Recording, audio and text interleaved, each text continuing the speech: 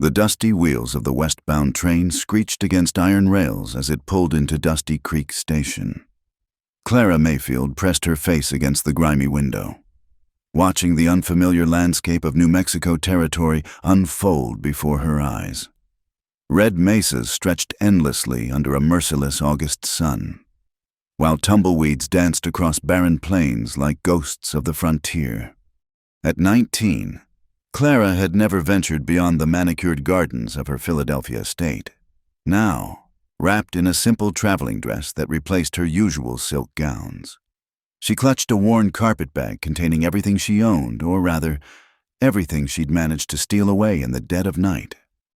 "End of the line, miss," the conductor called, eyeing her with curiosity. Young ladies of obvious breeding didn't often travel alone to frontier towns. Clara forced a smile, adjusting the plain bonnet that hid her honey-colored hair. "Thank you, sir." Her cultured Eastern accent betrayed her origins despite her modest attire. Stepping onto the wooden platform, she was immediately assaulted by the dry heat and the pungent smell of horses, leather, and dust.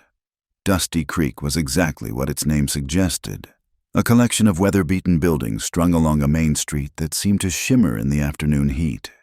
She had no plan beyond escaping. 3 days ago, her father had announced her engagement to Theodore Blackwood, a railroad magnate 40 years her senior with cold eyes and wandering hands. The wedding was to be a business transaction, her youth and beauty traded for Blackwood's influence and wealth. Clara squared her shoulders, determined not to let fear show. She'd made it this far on courage and her mother's hidden emergency funds. Surely she could figure out the rest. The Imperial Saloon dominated one side of the street, its bat-wing doors swinging as men entered and exited. Across from it stood Garrison's General Store, and beside that, the Dusty Creek Hotel, her immediate destination. She'd barely taken 10 steps when a group of rough-looking men lounging outside the saloon took notice. "Well, well," one drawled, spitting tobacco juice into the dirt. "Looks like Christmas came early, boys." Clara quickened her pace, but they moved to intercept her. The largest, a man with greasy hair and missing teeth, blocked her path. "Where you headed? Pretty lady ain't safe for a delicate flower like you to be wandering alone." "Please excuse me," Clara said firmly. Attempting to step around him, he grabbed her arm. "Now don't be unfriendly. We're just trying to welcome you proper-like to Dusty Creek." Fear coursed through her veins, but before she could cry out, a shadow fell across them. "The lady said excuse her, Bart." The voice was deep, controlled, and carried an unmistakable edge of authority. Clara turned to see a tall man standing with his hand resting casually on the Colt .45 at his hip. Everything about him spoke of quiet power from his broad shoulders filling out a dark shirt to the way he stood, relaxed but ready. "This ain't your concern, Caldwell." Bart sneered, though Clara noticed he released her arm. "Everything in this town concerns me when it involves harassing women." The man Caldwell shifted slightly, and sunlight caught the sheriff's badge pinned to his vest. No, Clara realized, looking closer. Not a sheriff's badge, but something else. A ranch brand. Maybe... "She's just another saloon girl, probably," one of Bart's companions muttered. Something flashed in Caldwell's gray eyes, dangerous as summer lightning. "Even if she were, which she clearly isn't, that wouldn't give you the right to lay hands on her." He stepped forward. "Now move along before I decide you need cooling off in my horse trough." The men grumbled but retreated, knowing better than to challenge him. Clara found herself alone with her unexpected protector. "Thank you," she breathed, her heart still racing. He touched the brim of his hat, a gesture both polite and distant. "Ma'am." Up close, she could see he was perhaps 30, with sun-weathered skin and a day's worth of stubble shadowing a strong jaw. His eyes, she noticed, held a wariness that matched her own. Clara caught herself before giving her real name. "I'm Catherine Mills." If he noticed her hesitation, He didn't show it. "Ethan Caldwell, you traveling alone?" "Yes." She lifted her chin, daring him to comment on the impropriety. Instead, he simply nodded. "Hotel's that way. Martha runs a clean establishment. Tell her I sent you, she'll give you a fair rate." "You own a ranch?" Clara asked, gesturing toward the brand on his vest. "The Triple C, about 5 miles north. Biggest spread in the county." He said it matter-of-factly, without boasting. "You planning to stay in Dusty Creek long?" "I haven't decided yet." Something shifted in his expression, a flicker of what might have been amusement. "Well, Miss Mills, a word of advice. This isn't Philadelphia or Boston or wherever you're running from. The frontier has its own rules." Clara stiffened. "What makes you think I'm running from anything?" "Clean hands that have never known work. Eastern accent you're trying to hide. Traveling alone with one bag and fear in your eyes." He shrugged. "I've seen enough to recognize the signs." Heat flooded her cheeks. "Perhaps you don't know as much as you think." "Perhaps not." He touched his hat brim again. "Good day, ma'am. Watch yourself around men like Bart.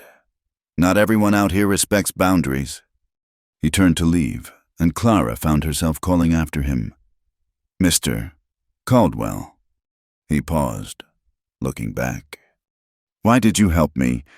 For a moment, something almost vulnerable crossed his features. "Because once upon a time, someone helped me when I was running too." Then he was striding away, his spurs ringing against the boardwalk. Clara watched until he disappeared into the general store, then made her way to the hotel. Martha, a plump woman with kind eyes and graying hair, did indeed give her a fair rate when she mentioned Caldwell's name. "Ethan's a good man," Martha said, handing over a key.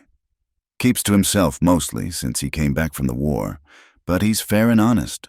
Owns half the valley, but you'd never know it by how he acts." "He was in the war. Cavalry officer. I heard. Doesn't talk about it much. Room's upstairs. 3rd door on the right. Supper's at 6 if you're hungry." Clara climbed the narrow stairs, her mind churning. She'd fled one trap only to land in another kind of danger. The frontier was harsher than she'd imagined, full of men like Bart who saw a lone woman as prey. But there was Ethan Caldwell, too, a man who'd helped without asking for anything in return, a man with secrets of his own, judging by those guarded eyes. She unpacked her few belongings in the small but clean room. Through the window, she could see the vast expanse of desert stretching toward purple mountains. It was beautiful in its desolation, so different from the green lands she'd known. A knock at the door made her freeze. "Who is it?" "Martha, dear. Thought you might like some water for washing." Clara opened the door to find the older woman holding a pitcher and basin. "That's very kind." Martha bustled in, setting the items on the washstand. "You'll forgive me for saying, but you look like you could use a friend. This town can be rough on a woman alone." "I'm stronger than I look." "I'm sure you are." Martha studied her shrewdly. "But strength isn't always enough out here. You need allies. Work, too. Unless you've got money to last." Clara's stomach sank. Her funds wouldn't last more than a few weeks. "What kind of work is available?" "Well, there's the saloon, but I don't think that's your style. Sometimes ranchers need help with cooking or mending. Can you sew?" "Yes, and cook a little." It was true she'd often snuck into the kitchen to learn from their cook, much to her mother's horror. "I'll ask around. Ethan Caldwell might need help at the Triple C.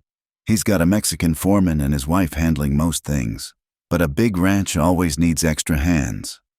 After Martha left, Clara washed the travel dust from her face and hands.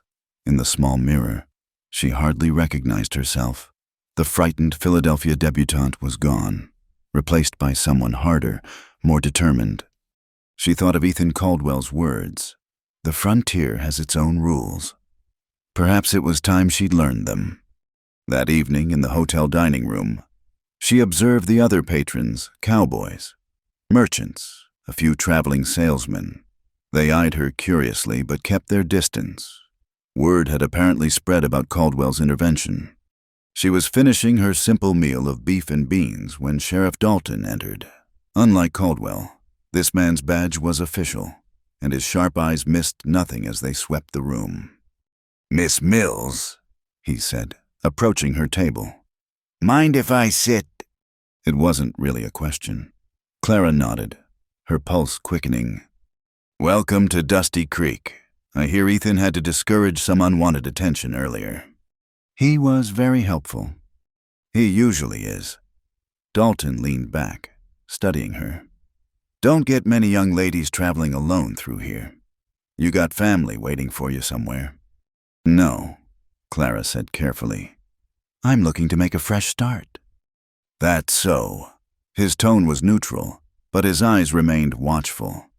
"Well, we're a law-abiding town. Miss Mills, we welcome newcomers who mean to contribute, but we also protect our own from those who might bring trouble." The implicit warning was clear. "I don't intend to cause any trouble, but Sheriff?" "Good to hear." He stood. "You need anything? My office is across from the bank. And Miss Mills, if you are running from something, it's best to be honest about it. Secrets have a way of catching up out here." After he left, Clara pushed her half-eaten meal away. Appetite gone, she'd traded her gilded cage for a different kind of scrutiny. Here, she was a curiosity, a potential threat to the established order. But as she climbed the stairs to her room, she felt something she hadn't in years hoped. The frontier might be dangerous, but it was also a place where people could reinvent themselves, where a runaway bride could become what she didn't know yet. Through her window, she saw the sun setting over the desert, painting the sky in shades of orange and purple. Somewhere out there was the Triple C Ranch and Ethan Caldwell, a man who'd seen through her pretense but helped her anyway. Tomorrow, she decided, she would look for work. She would learn the rules of this hard land. She would become someone new, someone strong enough to never be traded away again. As darkness fell over Dusty Creek, Clara Mayfield began her transformation into Catherine Mills, frontier woman. It would not be easy. Nothing worthwhile ever was. The morning sun cast long shadows across the dusty streets as Clara made her way to Garrison's general store. Martha had suggested she start there, mentioning that Mrs. Garrison often knew about work opportunities in the area. The store was a cramped space filled with everything from flour sacks to farming implements. Behind the counter stood a stern-faced woman with steel-gray hair pulled into a severe bun. "Mrs. Garrison. I'm Catherine Mills. Martha at the hotel said you might know of work available." The woman's sharp eyes assessed her from head to toe. "The Eastern girl. Heard about you." She continued sorting through a box of buttons. "Can you work, or are those hands just for decoration?" Clara held out her palms, still soft despite her journey. "I'm willing to learn." Mrs. Garrison seemed unimpressed. "The Hendersons need help with laundry. Hard work, pays little. The saloon's always hiring, pays better, but—" "I'll take the laundry work," Clara said quickly. "Thought so. Their place is a mile out, past the church. Tell them I sent you." She paused. "Though if you're smart, you'll try the Triple C. Caldwell's housekeeper quit last week.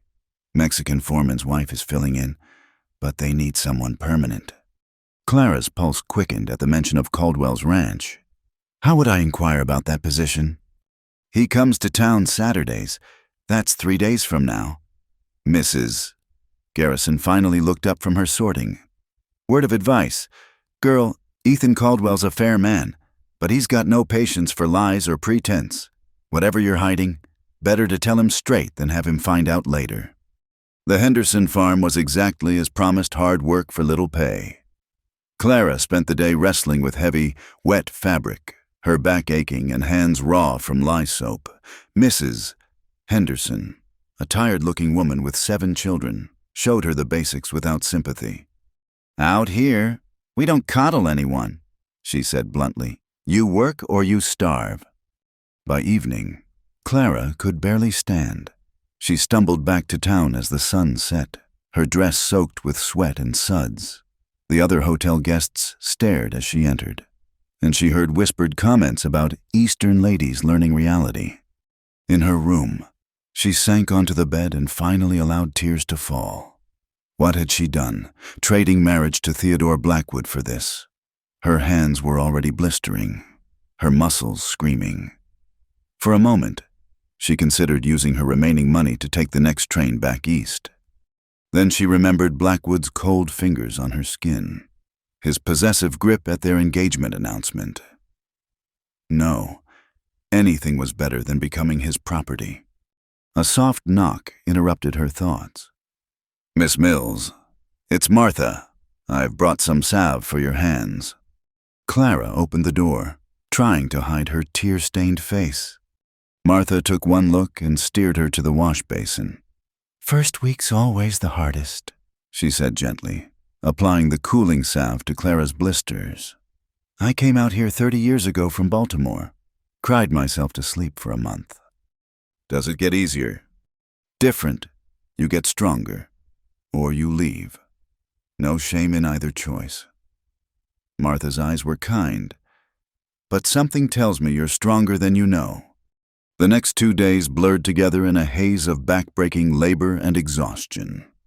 Clara learned to handle the washing paddle, to judge the right temperature for different fabrics, to keep working even when her body begged for rest.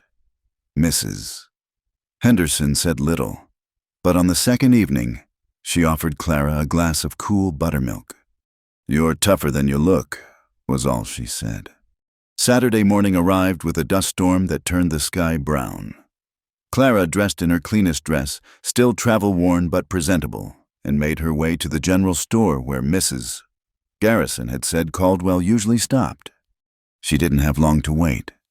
Through the swirling dust, she saw him tie his horse outside, his movements efficient and purposeful. He wore a long duster coat against the storm, his hat pulled low. Clara's heart hammered as she approached. "Mr. Caldwell." He turned, and she saw surprise flicker across his features. "Miss Mills, you're still in town." "I am. I heard you might be looking for a housekeeper at your ranch." His gray eyes studied her, taking in her work-roughened hands and the determined set of her jaw. "Where did you hear that?" "Mrs. Garrison mentioned it. I've been working at the Henderson farm, but I'd like to inquire about the position. Have you done housekeeping before?" Clara lifted her chin. "I've managed a household. It wasn't entirely a lie. She'd often supervised the servants when her mother was indisposed." A slight smile tugged at his mouth. "Managing and doing are different things. I'm a quick learner. The Hendersons can vouch for my work ethic." He was quiet for a long moment, and Clara forced herself not to fidget under his scrutiny. "Finally," he said, "can you cook?" "Yes, simple fare, but wholesome. The ranch is 5 miles from town. You'd have a room in the main house. Sundays off. The work's hard cooking for 10 to 15 men during busy seasons. Keeping house, some mending. Senora Martinez, my foreman's wife, can help initially, but she has her own duties." "I understand." "Pays $30 a month plus board." It was generous, more than twice what the Hendersons paid. Clara tried not to show her relief. "That's acceptable." "One more thing." His voice turned serious. "The Triple C is isolated. Some women find the loneliness difficult, and there are no other women except Senora Martinez, who speaks limited English." "I'm not afraid of solitude, Mr. Caldwell." He studied her for another long moment. "No, I don't believe you are. Can you be ready Monday morning? I'll send someone to fetch you." "I'll be ready." As he turned to leave, she called after him, "Mr. Caldwell, thank you for the opportunity." He paused at the door. "Don't thank me yet. Miss Mills, the frontier has a way of testing people. We'll see if you're still grateful after a month at the Triple C." That evening, Sheriff Dalton appeared in the hotel dining room again. This time, He sat without asking. "Heard you're heading out to Caldwell's place," he said without preamble. News traveled fast in Dusty Creek. "Yes, as his housekeeper." "That's so." Dalton's expression was unreadable. "Ethan's particular about who he lets on his land. Must see something in you." Clara remained silent, sensing a trap. "Course, makes my job harder when I don't know who's really in my town." He leaned forward. "I did some checking. Miss Mills, no Catherine Mills matching your description, took a train from anywhere east of the Mississippi in the last month." Fear clenched her stomach, but she forced her voice to remain steady. "Perhaps your sources are incomplete." "Perhaps." He stood. "Word of warning, Ethan Caldwell's been through enough. Don't bring trouble to his door, or you'll answer to me." After he left, Clara's hands shook as she lifted her coffee cup. The sheriff suspected, maybe even knew, she was using a false name. How long before he discovered who she really was? Sunday passed in a blur of preparation. Clara mended her few dresses, purchased some sturdy fabric from Mrs. Garrison to make work clothes, and tried to calm her nerves. She attended the small church service, where the preacher spoke of redemption and new beginnings. The words felt meant for her. Monday dawned clear and cool. Clara waited outside the hotel with her carpet bag, watching the horizon. Soon, a wagon appeared, driven by a compact Mexican man with a lined, friendly face. "Señorita Mills, I am Miguel Martinez, foreman of the Triple C." Clara climbed onto the wagon seat beside him. As they left Dusty Creek behind, she felt she was crossing more than physical distance. Each mile took her further from Clara Mayfield, Philadelphia society daughter, and closer to whoever she was becoming. The landscape changed from town dust to open range, dotted with mesquite and sage. In the distance, mountains rose like ancient sentinels. Miguel pointed out landmarks, his English accented but clear. "There, that ridge marks the eastern boundary. We run 2,000 head of cattle, some horses, good land, when the rain comes." "When does it rain?" Miguel shrugged philosophically. "When God wills it. Sometimes July, sometimes September, sometimes not at all." They topped a rise, and Clara gasped. Below sprawled the Triple C Ranch, a collection of buildings arranged around a main house that was larger than she'd expected. Adobe walls gleamed white in the morning sun. With a wide veranda wrapping around two sides, corrals held horses, and she could see men working near a large barn. "It's beautiful," she breathed. Miguel smiled. "See, El Patron has built something good here." As they pulled up to the main house, Clara saw Ethan emerge from the barn, speaking with another ranch hand. He looked different here, more relaxed, more in command. This was his domain. He approached as Miguel helped her down. "Miss Mills, welcome to the Triple C." "Thank you, Mr. Caldwell." "Miguel will show you to your room. Then Señora Martinez will walk you through the kitchen and house routine." He paused. "One rule, the study at the end of the hall is private. Everything else is your responsibility." Clara nodded. Curiosity piqued about what he kept hidden in that study. Her room was simple but clean, with a window overlooking the mountains. The bed had a colorful Mexican blanket, and someone had placed a small vase with desert flowers on the dresser. Señora Martinez proved to be a warm, maternal woman who communicated through gestures and simple words. She showed Clara the large kitchen with its cast-iron stove, the pantry stocked with supplies, the routine for meals. "Breakfast, very early," she said, miming the sun rising. "Coffee first, always. Men work hard, eat much." Clara threw herself into learning. By evening, she'd served her first meal simple beef stew and biscuits. The ranch hands were polite but curious, stealing glances at the Eastern woman who'd appeared in their midst.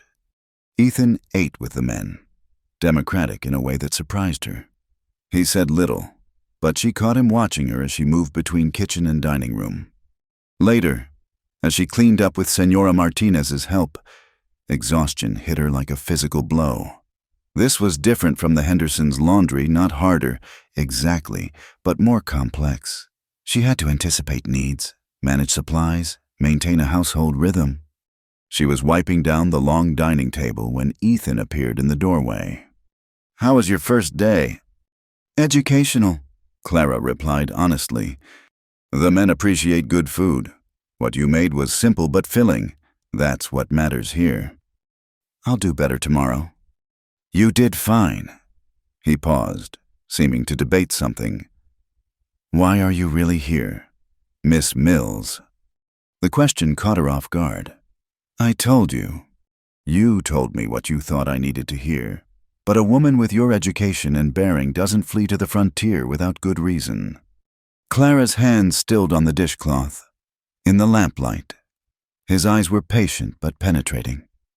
"Does it matter?" she asked finally. "I work hard. I'll earn my keep." "It matters if someone comes looking for you.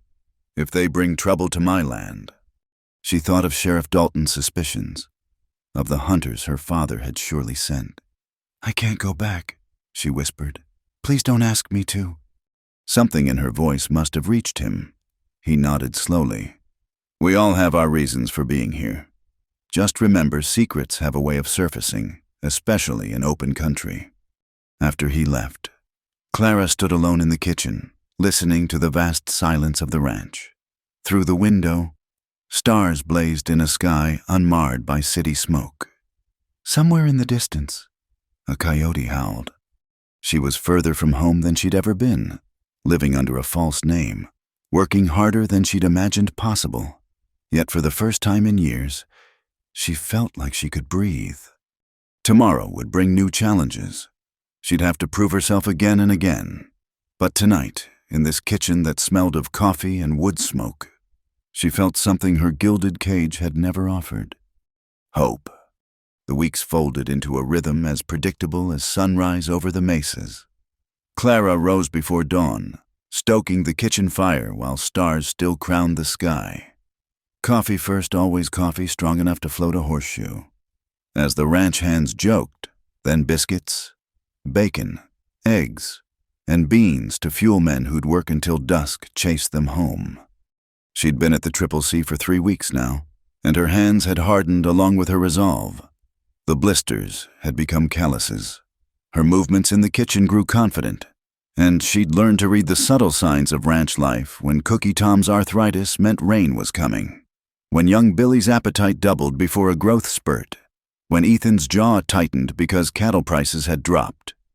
This morning, she found Ethan already in the kitchen, staring out the window at the pre-dawn darkness, coffee cup in hand. "You're up early?" she said, moving to check the biscuits in the oven. "Couldn't sleep." He didn't turn from the window. "Storm's coming." Clara looked out but saw only clear stars. "Cookie Tom says the same thing. His knee's been complaining." A ghost of a smile crossed Ethan's face. "Tom's knee is more reliable than any almanac." He finally turned to her. "You've settled in well." "The men have been patient with my mistakes." "You haven't made many—" He set down his cup. "I need to ask you something. Can you ride?" Clara felt heat rise in her cheeks. "A little. Side saddle. In parks." "That won't do out here. Would you like to learn properly?" The offer surprised her. "Why?" "Practical reasons. If something happens, injury, emergency, you need to be able to get to town or find help. Also," he paused, seeming almost embarrassed, "the ranch books need taking to the bank monthly. I've been doing it, but with Roundup coming—" "You want me to learn to ride so I can do your banking, among other things?" His eyes held that hint of amusement she'd noticed more often lately. "Unless you're afraid." It was a challenge, gently given. Clara lifted her chin. "When do we start?" "After breakfast. Wear something you can move in." An hour later, Clara stood in the corral wearing a borrowed pair of Miguel's son's outgrown trousers under her split skirt. The ranch hands tried not to stare, but she caught their curious glances. Women in trousers were still scandalous, even on the frontier. Ethan led out a mare, a gentle-looking paint he called Buttercup. She's patient and smart, perfect for learning. He showed her how to approach the horse, how to read her body language, how to hold the reins. When he helped her mount astride, not side saddle, his hands were steady on her waist, professionally distant yet somehow burning through the fabric. Back straight, heels down, hands quiet, he instructed, adjusting her posture. The horse feels everything: your fear, your confidence, your intentions. The first lesson was humbling. Clara, who'd prided herself on quick learning, found herself struggling with the basics. Buttercup was indeed patient, but riding astride used different muscles, required different balance. "You're fighting her," Ethan said after she'd tensed up for the dozenth time. "Partnership, not domination, like dancing." "I was never very good at dancing either," Clara muttered, making him laugh, a rare, rich sound that transformed his usually serious face. "Come on, let's try walking the fence line. Sometimes movement helps more than standing still."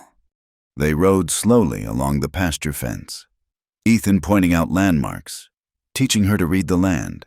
Here, a dried stream bed that would flood in monsoon season. There, a hawk's nest in a tall saguaro. The desert that had seemed barren from the train window revealed itself as complex, layered with hidden life. "You know this land intimately," Clara observed. "It saved me." The words seemed to surprise him. He was quiet for a moment, then continued. "After the war, I was lost, angry. The army was all I'd known since I was 17. Then I found this place raw, honest, demanding. It didn't care about my past, only whether I could meet its challenges." "Is that why you stay isolated?" He glanced at her sharply. "Who says I'm isolated?" "The men respect you, but they're careful around you. You eat with them, but remain apart, and that locked study. You're observant. It's a survival skill I've developed recently." That earned her another look, appraising this time. "We all have our walls, Miss Mills. Some are just more visible than others." They returned to the corral as the sun climbed higher.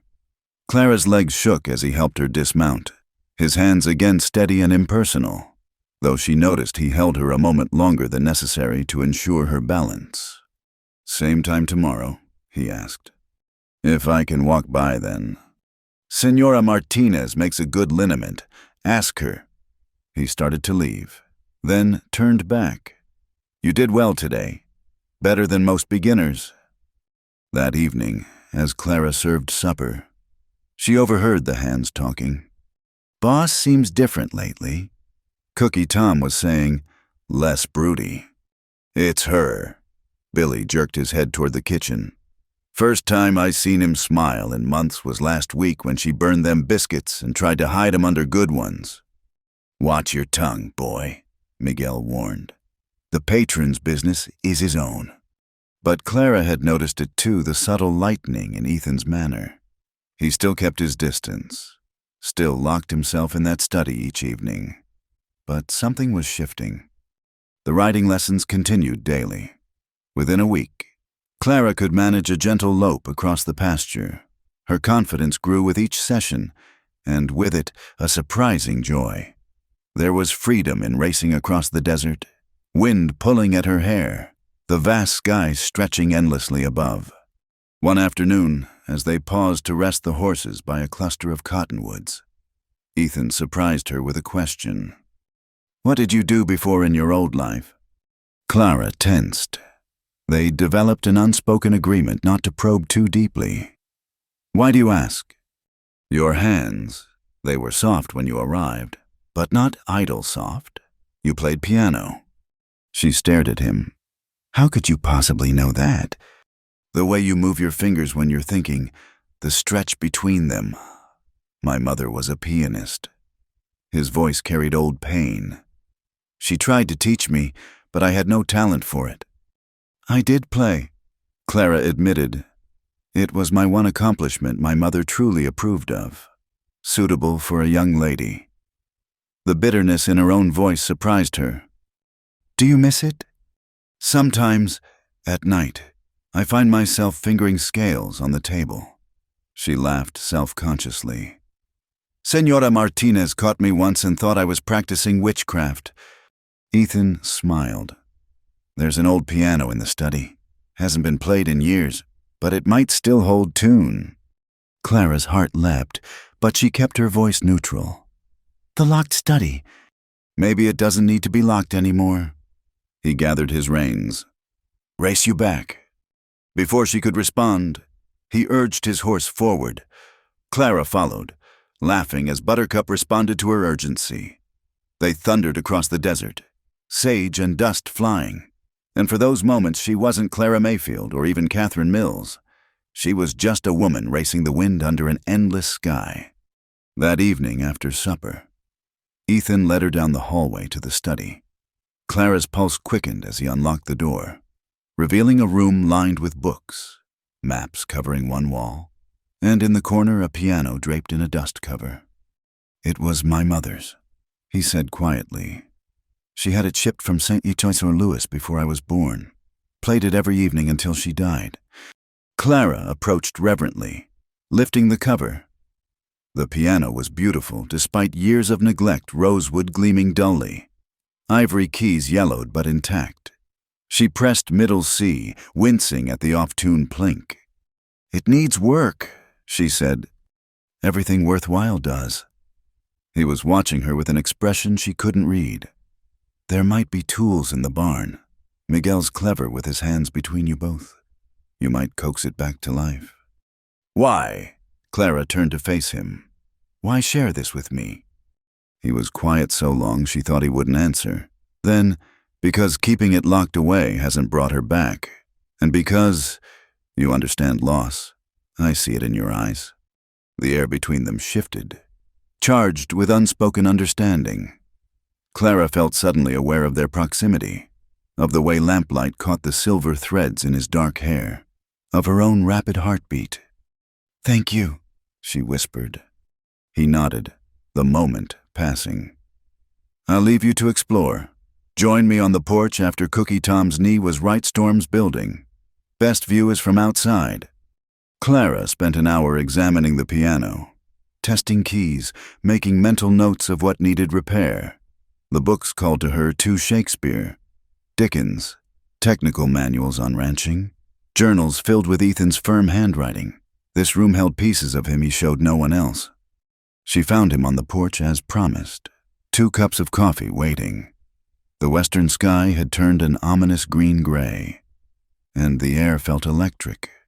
It's beautiful, she said, settling into the chair beside him.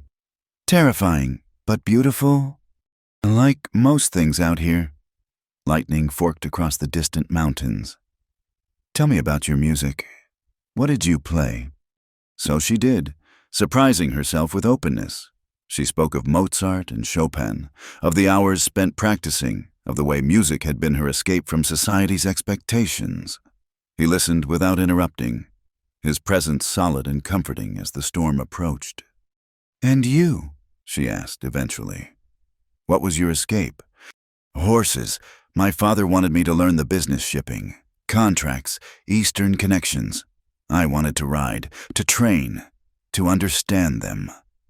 Thunder rumbled closer. The war gave me an excuse to leave. Cavalry seemed like freedom. Was it? No, it was death and mud and watching good horses die for bad causes. His voice turned hard. But it taught me what mattered. This land, building something instead of destroying it. The first fat raindrops hit the dust, releasing the sharp scent of creosote. Within moments, the drops became a deluge. Clara laughed in delight as the parched earth drank greedily. I should go in, she said, but made no move to rise. Stay. The word was soft, almost lost in the rain's drumming. Please, it's been a long time since I've watched a storm with someone. So she stayed, and they sat in companionable silence as the storm raged. When she shivered, he fetched a blanket, draping it around her shoulders with careful hands. The gesture was protective, tender, and something deep in Clara's chest cracked open. She'd run from a man who saw her as property, who would have taken without asking.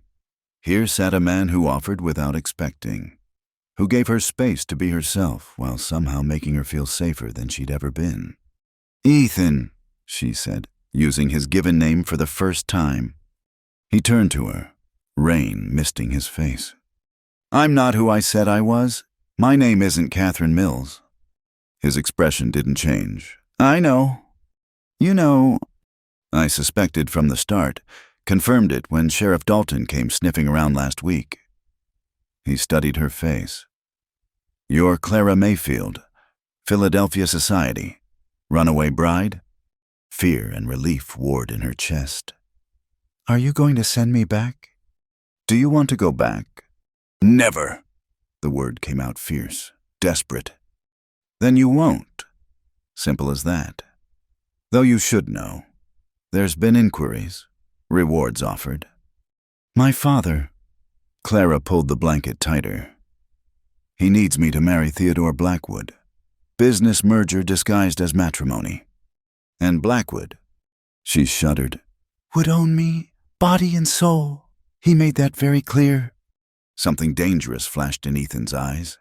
When he spoke again, his voice was controlled but edged with steel. "No one owns another person. The war should have taught us that much." They watched the storm move across the valley, leaving the earth refreshed and gleaming. Finally, Clara asked the question that had haunted her for weeks. "What happens now?" "Now you keep being Catherine Mills, my housekeeper who plays piano and rides horses and makes the best biscuits in the territory. And if anyone comes looking for Clara Mayfield, well," he smiled grimly, "they'll find the Triple C protects its own." Warmth flooded through her that had nothing to do with the blanket. "Thank you." "Don't thank me yet. This isn't over. Men like Blackwood don't give up easily." "I'm not afraid anymore." He looked at her then, really looked, and what she saw in his eyes made her breath catch. "No, I don't believe you are. You're stronger than you were, stronger than you know." Later, lying in her narrow bed, Clara listened to the rain tapping on her window. Everything had changed tonight. Her secret was known, but she was still safe. The locked study was open, and Ethan... She thought of his careful hands, his patient teaching, the way he'd said her real name like it was something precious. She thought of how he'd offered protection without conditions, respect without ownership. For the first time since fleeing Philadelphia, Clara Mayfield allowed herself to hope for more than mere survival. Perhaps the frontier offered not just escape, but the chance to truly live, to choose, to become. The storm passed, leaving stars scattered like diamonds across the clean-washed sky. And in a ranch house in the middle of nowhere, a woman who'd lost everything began to discover who she really was. Another storm rolled across the valley 2 weeks later, this one fiercer than the last. Lightning split the sky in jagged tears while thunder shook the ranch house windows. Clara, she'd kept the name despite Ethan knowing the truth worked in the kitchen, preparing a late supper for the hands who'd spent all day moving cattle to higher ground. The door burst open, and Billy stumbled in, drenched and wild-eyed. "Miss Catherine, come quick.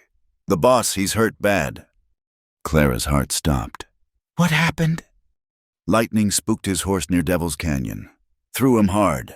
Miguel's bringing him in now." She was already moving, grabbing clean linens and the medical supplies she'd organized weeks ago. Through the driving rain, she saw Miguel and Cookie Tom carrying Ethan between them. His face was pale, blood seeping from a gash on his temple. "Bring him to his room," she ordered, surprising herself with the authority in her voice. They laid him on his bed, and Clara immediately began assessing the damage. The head wound looked worse than it was, but his right shoulder sat at an odd angle. "Dislocated," Miguel confirmed grimly. "Seen it before. Needs setting." "I'll send for the doctor." Tom offered. "In this storm, it'll be hours, if he comes at all." Clara met Miguel's eyes. "Can you do it?" The foreman nodded. "Sit, but someone must hold him." It will hurt. I'll do it. Clara moved to Ethan's head, placing her hands on his shoulders. He was semi-conscious, muttering incoherently. On 3, Miguel said. Uno, dos, tres. The sickening pop of bone returning to socket made Clara's stomach turn, but she held firm. Ethan's eyes flew open, a strangled cry escaping his lips. Shh, she soothed, stroking his hair back from his fevered forehead. You're safe. You're home. His gray eyes focused on her face with difficulty. Clara. The name came out slurred, confused. Don't let them take you. Hush now. No one's taking anyone. The men exchanged glances at his use of her real name, but said nothing. They helped her clean and bandage his wounds, then filed out quietly, leaving her to keep watch. Clara settled into the chair beside his bed as the storm raged on. Ethan drifted in and out of consciousness, sometimes calling for his mother, sometimes for men who must have served with him in the war. Once, he gripped her hand with surprising strength. Stay, he whispered. Please stay. I'm not going anywhere, she promised. Around midnight, his fever spiked. Clara bathed his face with cool water, whispering prayers she hadn't said since childhood. In his delirium, walls fell away. He spoke of battles she could only imagine, of friends lost, of the weight of command at 22. So much death, he muttered. Tried to save them. Couldn't save anyone. You saved me, Clara whispered. You gave me a place when I had nowhere to go. Near dawn, the fever broke. Ethan's breathing eased, and true sleep claimed him. Exhausted, Clara dozed in her chair, her hand still clasped in his. She woke to find him watching her, fully lucid now, though pale with pain. You stayed, he said softly. You asked me to. Something shifted in his expression, a vulnerability she'd never seen before. I remember some of it, did I? He winced, whether from pain or memory she couldn't tell. Did I say anything? Nothing that matters. She squeezed his hand gently. How do you feel? Like Devil's Canyon fell on me. He tried to sit up, gasped, and fell back. The cattle. Safe, Miguel handled everything. Your only job is to heal. He studied her face, taking in her exhaustion, her rumpled dress, the way she still held his hand. You've been here all night. Where else would I be? The question hung between them, weighted with meaning. Ethan's thumb brushed across her knuckles, the gesture so tender it made her breath catch. Clara, he began, then stopped. I need to tell you something, in case... Don't. She pressed her free hand to his lips. Don't talk like that. You're going to be fine. He caught her hand, held it against his cheek. Let me say this, please. When she nodded, he continued. These past weeks, you've brought something back to this place. Something I thought was lost forever. Life, laughter, music. Ethan, I know you're running from something. I know you may have to keep running. But I need you to know that as long as you want to stay, you have a home here. Not as my housekeeper, as whatever you want to be. Clara's eyes filled with tears. What if what I want to be is yours? The words emerged without thought, raw and honest. She immediately flushed, tried to pull away, but he held fast. Then you should know I've been yours since the moment you stood up to Sheriff Dalton with that ridiculous fake name and that chin tilted like you were ready to take on the world. She laughed through her tears. I was terrified. So was I. His voice turned serious. I still am. I'm not an easy man, Clara. The war left marks that don't show. There are nights I wake up back in Virginia mud, days when the walls close in. I've kept people at distance because it seemed safer. I understand running from the past, Clara said softly. But maybe we could try running towards something instead, together. He pulled her down until their foreheads touched. Is that what you want? This life, it's not Philadelphia society. It's hard and isolated and uncertain. Philadelphia society would have sold me to the highest bidder. Here, I choose. She pulled back to meet his eyes. I choose you, Ethan Caldwell, if you'll have me.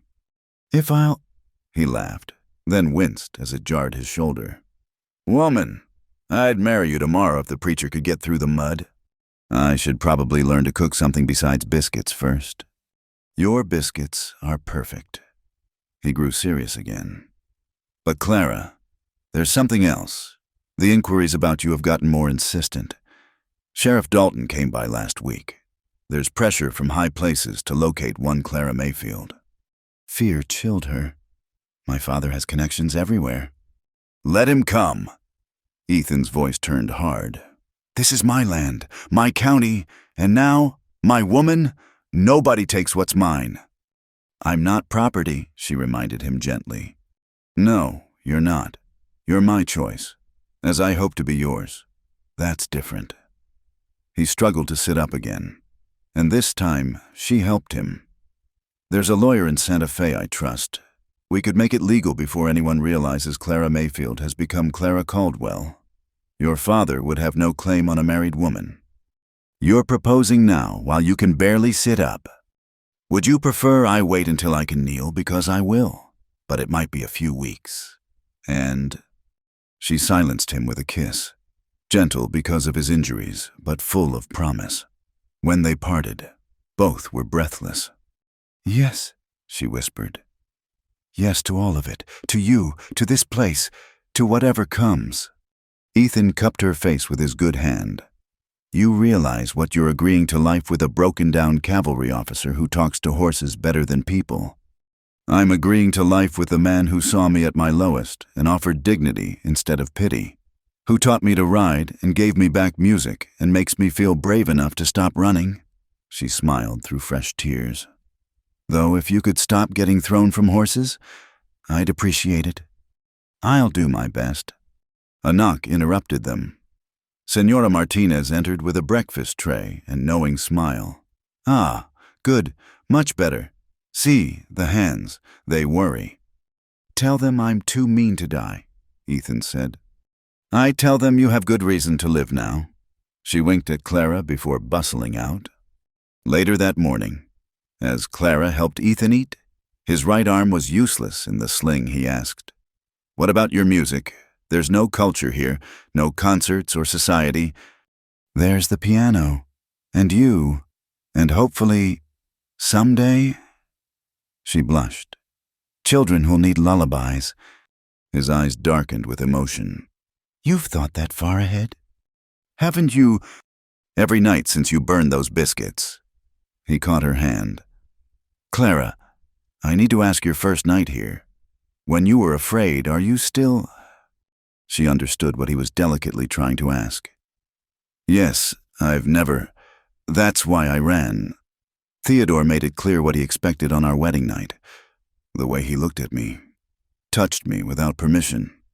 She shuddered. It felt like being catalogued, possessed. It won't be like that with us. Ethan promised, we go at your pace, always. I know. And she did. This man, who could have taken advantage during her vulnerable weeks here, had instead offered protection, respect, partnership. That night, when I was afraid and alone, I prayed for someone to see me as a person, not a prize. You're the answer to that prayer. Careful, you'll give me a swelled head to match my swelled shoulder. But his eyes were suspiciously bright as he said it. The storm passed, leaving the desert washed clean and blooming with sudden wildflowers. As Ethan recovered, they made plans. Miguel would go to Santa Fe for the lawyer and preacher. Cookie Tom would ride to neighboring ranches to invite the few families scattered across the valley. Senora Martinez attacked the house with determined cleaning, muttering happily about, finally, a wedding. One evening, Clara played the newly repaired piano while Ethan sat nearby, his arm still in a sling but his color much improved. She'd just finished a Chopin nocturne when he spoke. Will you miss it, your old life? She considered.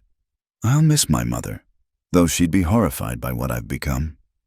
I'll miss my books, though you have a good library, but miss the rest. The suffocating rules, the empty conversations, the constant performance of being a perfect lady. She shook her head. I was dying there, slowly. Here, I'm alive. Even when you're elbow deep in dishes and Cookie Tom's complaining about his joints?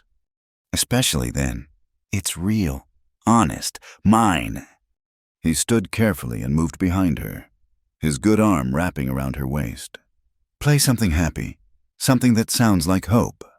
She thought for a moment, then launched into a lively piece that made him laugh as her fingers danced across the keys. Clara marveled at the journey that had brought her here. She'd boarded that train as a frightened girl running from a nightmare. Now she was a woman building a dream. Outside, lightning flickered on the horizon, another storm approaching. But inside, there was warmth and music and the solid presence of a man who'd chosen her as surely as she'd chosen him. Make me a woman, she'd once cried in fear and desperation. Now, in this unlikely place with this unexpected man, she was becoming one on her own terms, not through possession or domination, but through choice, partnership, and the wild tenderness of a love neither of them had seen coming. The storm could come. She was no longer afraid. The evening before the wedding arrived with a spectacular desert sunset painting the sky in shades of rose and gold. Clara stood in her room, running her fingers over the simple white dress Señora Martinez had helped her make from fabric Ethan had secretly ordered from Santa Fe. A soft knock interrupted her thoughts. Come in. Ethan entered, still favoring his injured shoulder but moving with more ease. He stopped short at the sight of her holding the dress. You're beautiful, he said softly. I'm not even wearing it yet, she laughed. Doesn't matter. He crossed to her, his good hand coming to rest on her cheek. Are you certain last chance to change your mind? Are you trying to talk me out of marrying you? Never, just making sure you know what you're choosing. His thumb brushed her cheekbone. After tomorrow, you'll be Clara Caldwell. Your old life, that identity, it'll be truly gone. Good. She leaned into his touch. Clara Mayfield was a frightened girl who lived in a cage. I much prefer who I'm becoming. He kissed her forehead gently. I have something for you, a wedding gift. From his pocket, he produced a small velvet box. Inside lay a ring unlike anything from her Philadelphia life. No ostentatious diamonds or elaborate settings. Instead, a simple gold band held a single turquoise stone, the color of New Mexico sky. It was my mother's, Ethan explained. One of the few things she brought from her home in Virginia. I know it's not what you're used to. It's perfect! Clara's voice was thick with emotion. Absolutely perfect. He slipped it onto her finger, and they stood together in the gathering dusk, foreheads touching, breathing the same air. I want to tell you something, Ethan said quietly. About tomorrow night. I know that you haven't, and I need you to know there's no rush. We have all the time in the world. Clara's cheeks warmed, but she met his eyes steadily. I know. That's one of the many reasons I love you. You see me as a person, not a conquest. Always. He promised, then lighter. Though you should know the hands have been taking bets on how long before you realize what a poor bargain you've made. How long did you wager? I didn't bet against my own happiness. He grinned. But Cookie Tom gave us at least 5 years before you come to your senses. Then Cookie Tom loses. She pulled him down for a kiss that was becoming familiar yet still thrilling. Now go. Señora Martinez says it's bad luck to see the bride the night before. Since when are you superstitious? Since I have something precious to protect. After he left, Clara found herself too restless to sleep. She wandered to the kitchen, finding Señora Martinez still awake, preparing food for tomorrow's celebration. Nervous, mija? The older woman asked kindly. A little, Clara admitted. Not about marrying Ethan, about after. Senora Martinez's eyes softened with understanding. Ah, sit. We talk. Over cups of chamomile tea, the older woman shared wisdom passed down through generations about love and tenderness, about trust and patience, about the sacred dance between husband and wife. The body, it knows what to do, she said gently. But the heart must lead, with the right man, one who sees you true. It is not taking but giving, not conquering but joining. You understand. Clara nodded, feeling some of her fear ease. Ethan is the right man. See, I see how he looks at you like you hung the moon, and you look at him the same. Senora Martinez patted her hand. Trust in that. The rest follows. The wedding day dawned clear and bright. The small church in Dusty Creek had been decorated with desert wildflowers and white ribbon.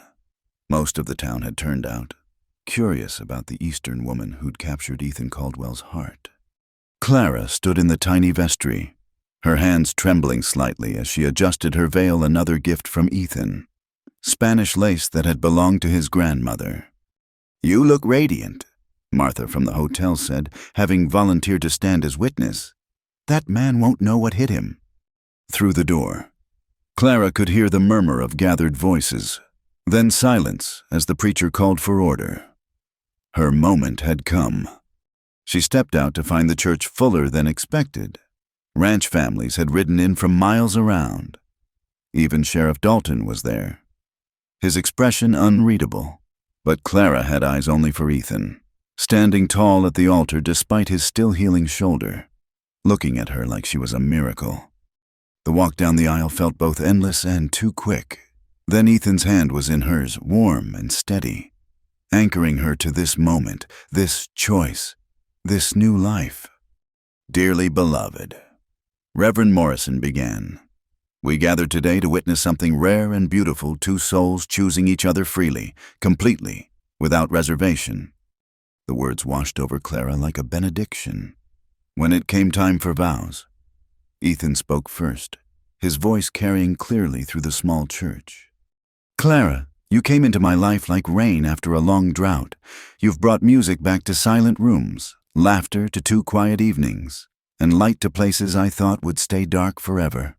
I promise to protect you, respect you, and love you with everything I have, for all the days God grants us. Clara had to blink back tears before she could speak. Ethan, you gave me shelter when I was lost, strength when I was weak, and freedom when I'd known only cages.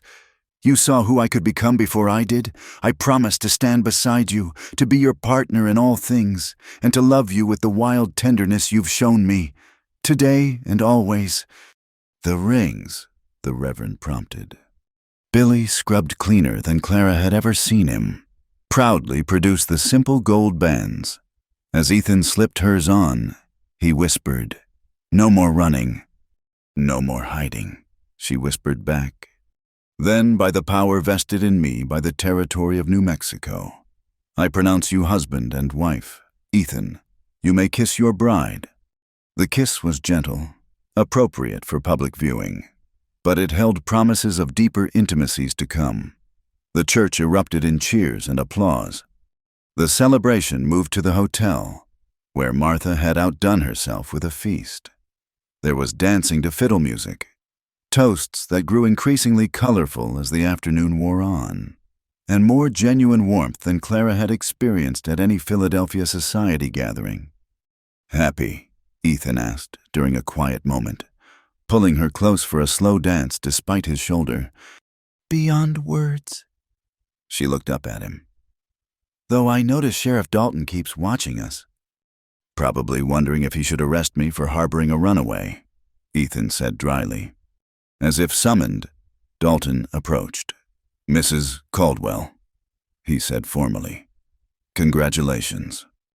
Thank you, Sheriff. He studied her for a moment. Funny thing, got a wire yesterday about that missing Mayfield girl. Seems she was spotted boarding a ship to Europe. Terrible shame, her family losing her like that.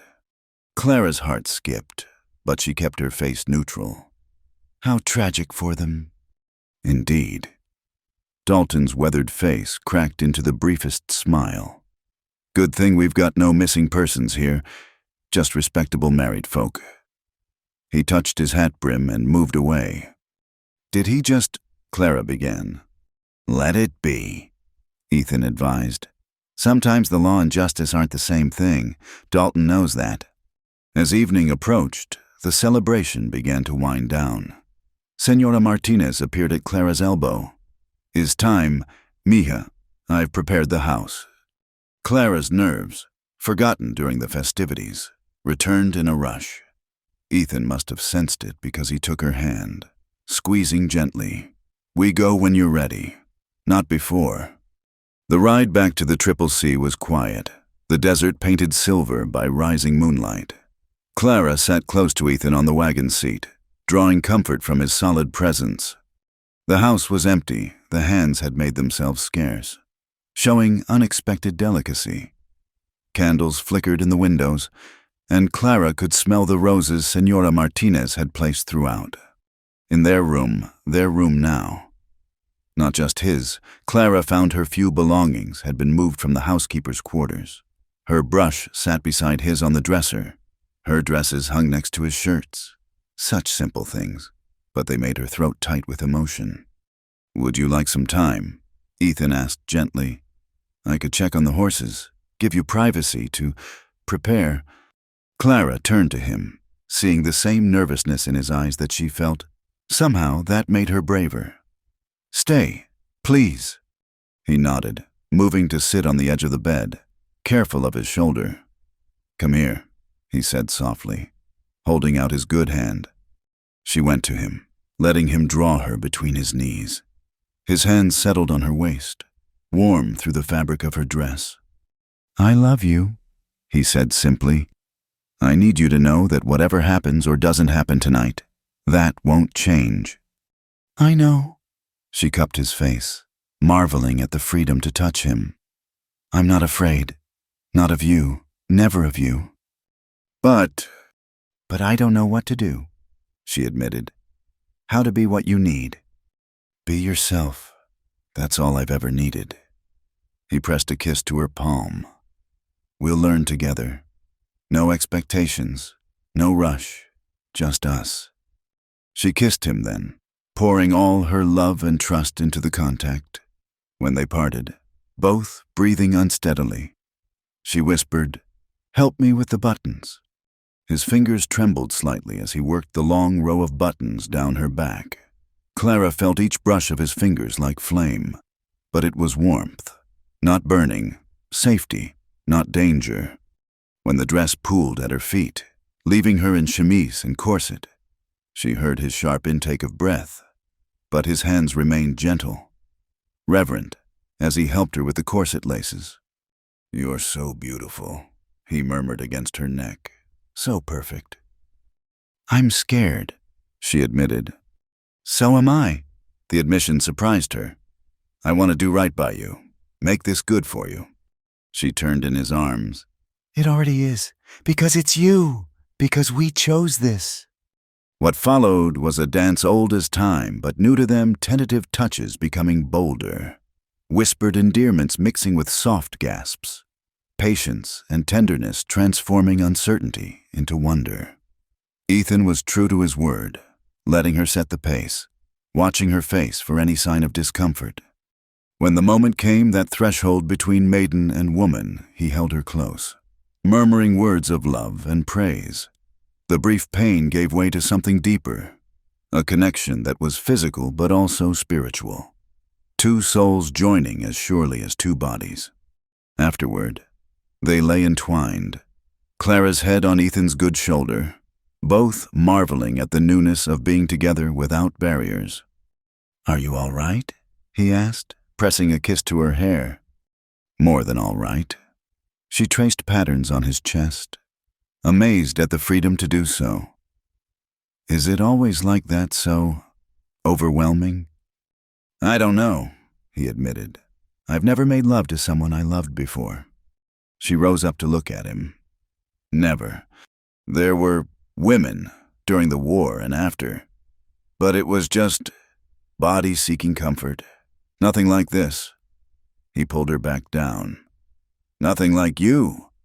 They talked quietly as the moon traveled across the sky about dreams and fears, about the ranch and future children, about the life they would build together. When words ran out, they spoke with touches, learning each other's language of love. As dawn approached, Clara dozed against Ethan's chest, feeling utterly safe and completely changed. She'd given herself to this man not because law or society demanded it, but because she chose to. And in choosing, she'd finally become who she was meant to be. "My wife," Ethan murmured, wonder in his voice. "My husband," she replied, equally amazed. Outside, a rooster crowed, announcing the new day. Their first full day as husband and wife, partners in truth, bound by choice and love rather than duty or design. Clara Caldwell smiled, pressing closer to her husband's warmth. The frightened girl who'd fled Philadelphia was gone. In her place was a woman who'd found home, love, and herself in the most unlikely of places. The frontier had tested her and transformed her, and now, with Ethan beside her and endless skies stretching ahead, she was ready for whatever came next. The first weeks of marriage passed in a golden haze. Clara settled into her new role as mistress of the Triple C, no longer just the housekeeper, but Ethan's true partner, the ranch hands, who'd always been respectful, now treated her with something approaching reverence. She was their boss's wife, the woman who'd brought music and laughter back to the ranch. But paradise couldn't last forever. The troubles started on a blazing hot afternoon in late September. Clara was in the garden, tending the small vegetable patch she'd started, when she heard horses approaching, many horses, riding hard. She stood, shading her eyes against the sun. A group of riders was approaching, dust clouds billowing behind them. Something about their formation, their purposeful speed, made her stomach clench. "Ethan," she called, but he was out with Miguel, checking the eastern pastures. Cookie Tom appeared from the barn, rifle in hand. "Get inside, Mrs. Caldwell, now!" But it was too late. The riders had reached the yard, and Clara's blood turned to ice as she recognized the man dismounting from the lead horse. Charles Harrington, Theodore Blackwood's personal attorney and enforcer, a man whose reputation for ruthlessness was legendary in Philadelphia business circles. Behind him were 6 hard-looking men, all armed. "Miss Mayfield," Harrington said smoothly, removing his hat with mock courtesy. "Or should I say, Mrs. Caldwell, what an interesting development." Clara forced herself to stand straight, channeling every lesson in poise her mother had ever taught her. "Mr. Harrington, you're a long way from Philadelphia." "Indeed, your father has been quite concerned about you, as has Mr. Blackwood." His smile was cold as winter wind. "Imagine our surprise when we learned you hadn't boarded any ship to Europe, but instead had, shall we say, degraded yourself in this wasteland. I am a married woman. Any claim you think you have." "Oh, but that's where things become complicated." Harrington produced a sheaf of papers from his coat. "You see, your engagement to Mr. Blackwood was legally binding. Your father signed the contracts on your behalf, as is his right. By running away, you've caused considerable financial damage to both families." "Those contracts are worthless here," Clara said, though fear was climbing her throat. "Perhaps, but there's also the matter of the jewelry you took when you fled. Your mother's diamonds. Those belong to the estate, which means you're guilty of theft, a serious crime, even in the territories." Clara's mind raced. She had taken her mother's jewelry, sold most of it to fund her escape. "Those were gifts to me." "Can you prove that? Do you have documentation?" His smile widened at her silence. "I thought not. Now, we can handle this quietly. You'll return with us to face the consequences of your actions, and perhaps Mr. Blackwood will be merciful. Or we can involve the local authorities, press charges, make things unpleasant for everyone involved. You're not taking her anywhere. The voice came from behind Clara. She turned to see Billy and 3 other ranch hands, all armed, spreading out to flank her. Harrington's expression hardened. I'd advise against interference. We have legal documents and the backing of some very powerful men. And we protect what's ours. Cookie Tom growled. Mrs. Caldwell stays here. The tension stretched taut as a bowstring. Clara counted the guns on each side, her heart hammering. Violence hung in the air like smoke. Then she heard it hoofbeats, a single rider, coming fast. Ethan burst into the yard on his black stallion, taking in the scene with one sweep of his gray eyes. He dismounted smoothly, moving to stand beside Clara. "Gentlemen," he said calmly, though Clara could see the coiled readiness in his stance. "This is private property. State your business." Harrington repeated his claims, adding more threats about legal consequences and financial ruin. Ethan listened without expression until the man finished. "I see," Ethan said mildly. "And you have proof of these allegations, signed contracts that are legally binding in New Mexico territories, evidence that my wife committed theft rather than taking what was rightfully hers." "Your wife," Harrington sneered. "A hasty marriage to avoid consequences won't—" "Careful?" Ethan's voice turned dangerous. "You're speaking about Mrs. Caldwell now, my wife, on my land." His hand rested casually on his gun. "In the territory of New Mexico, we have certain laws about property rights and certain customs about how we handle men who threaten our women. Are you threatening me?" "Stating facts. Here's another fact. Sheriff Dalton is a personal friend. Judge Martinez, who'll hear any case you try to bring, is my wife's godfather." That was news to Clara, but she kept her face neutral. "And every rancher in this valley owes me favors. You want to pursue this, go ahead, but you'll find frontier justice works differently than Philadelphia law." Harrington's face had turned an ugly shade of red. "Mr. Blackwood won't stand for this insult. He has connections, influence. In Philadelphia, this is New Mexico." Ethan stepped forward. "Here's what's going to happen. You're going to get back on your horses and ride out. You're going to tell Blackwood that Clara Mayfield doesn't exist anymore. There's only Clara Caldwell, and she's under my protection. You can't just—" I am." Ethan's voice was steel-wrapped in silk. "You have 2 choices. Harrington, leave now, peacefully, or stay and find out why I was the youngest cavalry major in the Western campaign." Clara saw the moment Harrington recognized the real threat beneath Ethan's calm demeanor. The attorney might be ruthless in boardrooms, but Ethan was a different kind of dangerous, a man who'd led charges into cannon fire and survived. "This isn't over," Harrington said finally. "Yes, it is." Ethan never raised his voice, but authority rang in every word.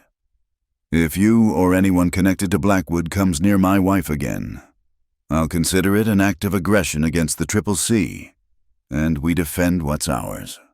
The standoff lasted another tense moment. Then Harrington jerked his head at his men. "Mount up!" They rode out in a cloud of dust and wounded pride. Clara didn't breathe properly until they disappeared over the ridge. "Are you all right?" Ethan asked, pulling her into his arms. "Yes, but Ethan, what if they do go to the law? What if—" "Shh," he stroked her hair. "Let me worry about that. Though what I told him about Judge Martinez wasn't entirely true. He's not my godfather. Not yet, but he will be after I talk to him." Despite the tension, humor flickered in his eyes. Frontier relationships are flexible that way. That evening, after the hands had been thanked and extra guards posted, Clara and Ethan sat on the porch watching the sunset. The day's events had shaken her more than she wanted to admit. "They won't give up," she said quietly. "Men like Blackwood don't accept defeat." "Then we'll be ready." Ethan pulled her closer. "Clara, I need you to understand something. You're not alone anymore. This ranch, these men, this whole valley, we're your people now. We protect our own. But the law? The law is what we make it out here. Sheriff Dalton already chose his side when he ignored those missing person reports. Judge Martinez lost his own daughter to an arranged marriage back in Mexico. He has no love for men who treat women as property. He kissed her temple. You're safe. I swear it. What about the financial threats? If my father really did sign contracts... Let me tell you something about frontier economics, Ethan said. The Triple C ships beef to military forts across 3 territories. I hold contracts worth more than Blackwood could dream of. If he wants a financial war, he'll find I'm not some simple cowboy. Clara studied her husband's profile in the fading light. She'd known he was successful, but this was the first hint of just how much power he wielded in this rough land. You've been planning for this. She realized, since the day I knew who you really were. He met her eyes. I told you I protect what's mine, and you're the most precious thing I've ever claimed. I'm still not property, she reminded him, but with less heat than before. No, you're my heart walking around outside my body. The simple honesty in his voice made her throat tight. And I'll destroy any man who tries to hurt you. That night, Clara lay awake despite the comfort of Ethan's arms. The confrontation with Harrington had shattered the illusion that she could simply disappear into a new life. The past had found her, as she'd always feared it would. But something else had happened today. She'd seen the ranch hands ready to fight for her. She'd watched her husband face down armed men without flinching. She'd discovered that in becoming Clara Caldwell. She'd gained not just a new name, but a whole community willing to defend her right to choose her own life. The next morning brought Miguel with news from town. The strangers. They try to file complaint with Sheriff Dalton. He'd tell them no missing person here, only respectable married woman. They get angry, make threats. Sheriff, he run them out of town. All of them, Ethan asked. But patron, I think they not give up so easy. Maybe they come back. Let them come. Cookie Tom growled over breakfast. We've handled worse than city lawyers and hired guns. Clara noticed the hands were all armed now. Even young Billy. The ranch had transformed from a home into a fortress. And it was her fault. I'm sorry, she said quietly. I've brought danger to all of you. Begging your pardon, ma'am, Billy said, but that ain't how we see it. You brought life back to this place, music and good cooking and smiles. That's worth fighting for. The other men murmured agreement, and Clara had to blink back tears. In Philadelphia, loyalty was bought and sold. Here, it was earned and freely given. Days passed in watchful tension. Ethan refused to let Clara ride alone, and there were always armed men within sight of the house. But life went on, cattle to tend, meals to cook, a ranch to run. Then came the night when everything changed. Clara woke to the acrid smell of smoke beside her. Ethan was already moving, pulling on his boots. Fire, he said grimly. Stay here. But Clara was already dressing. Through the window, she could see orange flames licking at the barn. Men were running, shouting, forming bucket brigades. She raced outside, joining Senora Martinez in organizing the firefighting efforts. The flames spread hungrily, consuming hay and threatening the horses still trapped inside. The stallions! Someone shouted, without thinking. Clara grabbed a wet blanket and ran toward the barn. She could hear the terrified screaming of horses, could see Ethan and Miguel trying to lead them out. Clara, no! Ethan yelled, but she was already plunging through the smoke. Inside was chaos, horses rearing, smoke choking, heat searing. Clara found the stallion Ethan prized most, trapped in his stall by a fallen beam, working frantically. She managed to leverage the beam up enough for the horse to squeeze through. This way, boy, she coaxed, leading him through the smoke. They burst out of the barn just as part of the roof collapsed behind them. Strong arms caught her as she stumbled. Ethan's face was black with soot. his eyes wild with fear and fury. "Don't you ever," he started, then crushed her against him instead. "God! Clara, you could have been killed!" The horse." "Damn the horse. You're what matters."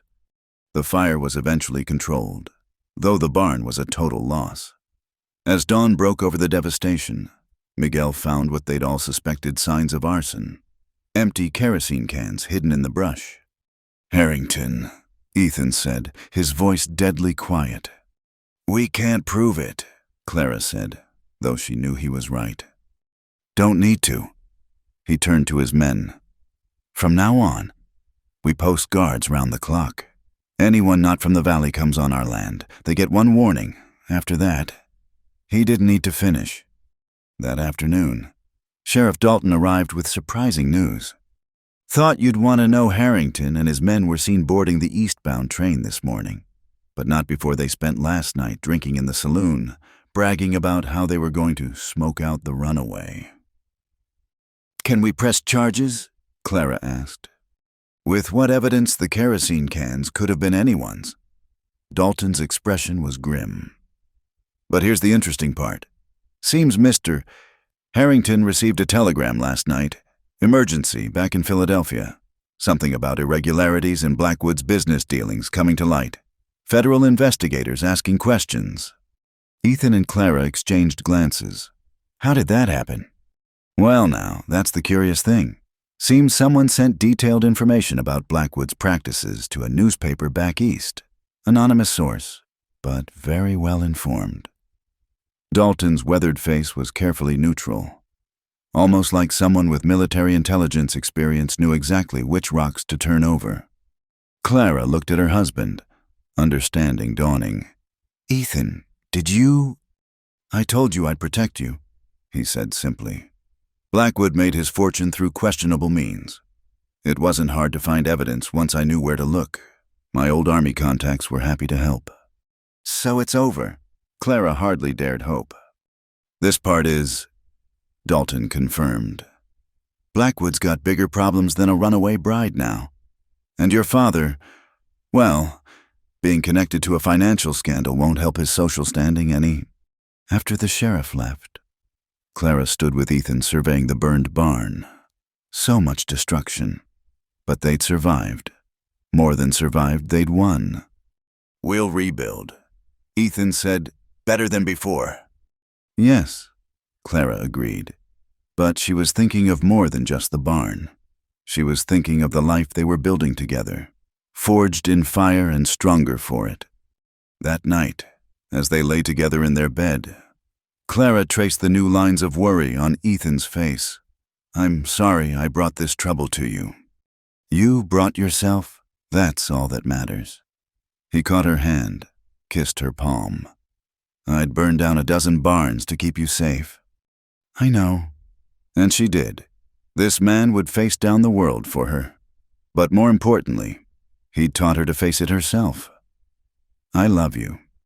And I love you, my brave, foolish wife who runs into burning barns." The horse was worth a fortune. "You're worth 1,000 horses. 1,000,000. Everything." His voice turned fierce. "Don't ever risk yourself like that again." "I won't," she promised. "We have too much to live for now." As if in agreement, new life stirred in her womb, a secret she'd been waiting for the right moment to share. But that could wait for tomorrow. Tonight, safe in her husband's arms. Clara Caldwell was simply grateful. She'd fled west seeking escape and found so much more. Love, purpose, family. A place where her choices mattered more than her pedigree, where strength was measured in courage, not connections. The frontier had tested them with fire, literally and figuratively. They'd emerged not unscathed, but unbroken, and Clara knew, with bone-deep certainty, that whatever came next, they'd face it together. The past might have found her, but it no longer owned her. She was Clara Caldwell of the Triple C Ranch, and she was finally, truly free. The October sun beat down mercilessly as Clara stood in the doorway of their rebuilt barn, watching the horizon with growing unease. It had been 3 weeks since the fire, 3 weeks of relative peace. But something felt wrong. The ranch hands were jumpy, the horses restless, and even Ethan had been checking his weapons more frequently. "Riders coming," Cookie Tom called from his lookout position. "Maybe 15, 20 men." Clara's blood chilled. This wasn't a social visit, not with those numbers. She ran to the house, finding Ethan already loading rifles with Miguel. "Clara, get the women and children to the root cellar," Ethan ordered, his voice calm but urgent. "Take the strongbox and important papers." "I'm not leaving you." "This isn't a discussion." He caught her shoulders, his gray eyes fierce. "I need to know you're safe so I can focus on protecting our home. Please." Senora Martinez appeared with her 2 young grandchildren who were visiting. Clara helped them down into the cellar, her heart hammering as she heard horses approaching. Through the small ventilation grate, she could see the yard filling with armed men. But the man who dismounted from the lead horse wasn't Harrington. It was someone far worse. Theodore Blackwood himself. Even from her hiding spot, Clara could see he'd changed. His once immaculate suit was travel-stained, his face haggard and marked by rage.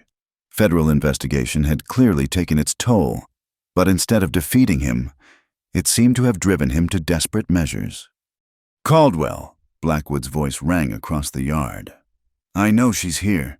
Send out my property, and maybe I'll let you live." Clara heard Ethan's reply, steady and controlled. "There's no property here. Blackwood. Only free people on free land." "She was bought and paid for. Her father took my money, signed the contracts. She belongs to me." "The only thing you bought was your own delusion. Clara Mayfield chose her own path, and Clara Caldwell is under my protection."